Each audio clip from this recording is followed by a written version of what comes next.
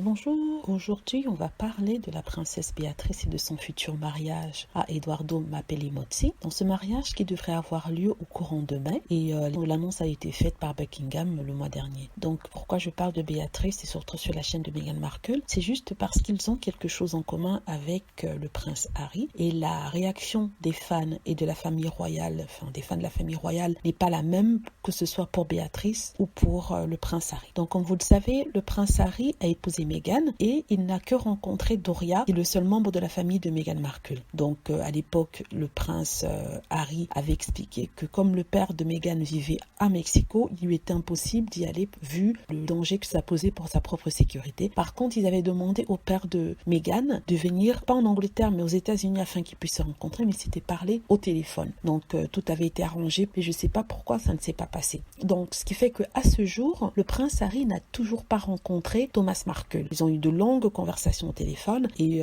apparemment, il lui a fait sa demande de mariage au téléphone. Il faut savoir pourquoi il n'a jamais rencontré le père de Meghan. Mais par l'air, ils auraient pu arranger quelque chose, il aurait pu venir aux États-Unis et ils auraient pu se rencontrer comme ça. Mais apparemment, la communication s'est coupée très tôt dans la procédure de mariage et tout ça. Et ce qui fait que, voilà, des deux côtés, il n'y a pas eu rencontre. Voilà, je reviens maintenant à Béatrice. Pourquoi je parle de Béatrice? Parce que voilà, Béatrice, elle non plus n'a pas rencontré son futur beau-père, c'est-à-dire le père d'Edoardo Mapelli-Mozzi. Il s'agit d'un comte italien qui s'appelle le comte Alessandro Mapelli-Mozzi. Il est au courant du mariage, il sera invité au mariage, mais il n'a pas encore rencontré Béatrice, sachant que ça fait 1 an que Béatrice connaît Edoardo et ça fait près de 5 mois qu'ils ont annoncé leur mariage. Et l'Italie, contrairement au Mexique, n'est pas de l'autre côté du monde. Donc c'est un voyage de 2 heures en Italie pour rencontrer le père comme il se doit, mais apparemment ça n'a pas été fait. Où il y a eu toute une horde de personnes qui se sont acharnées sur Meghan en la traitant de tous les noms et en disant qu'elle aurait dû faire rencontrer son papa au prince Harry. Ici tout le monde ne dit rien, personne ne se plaint, personne ne dit à Béatrice d'aller rencontrer son beau-père, personne ne dit à Béatrice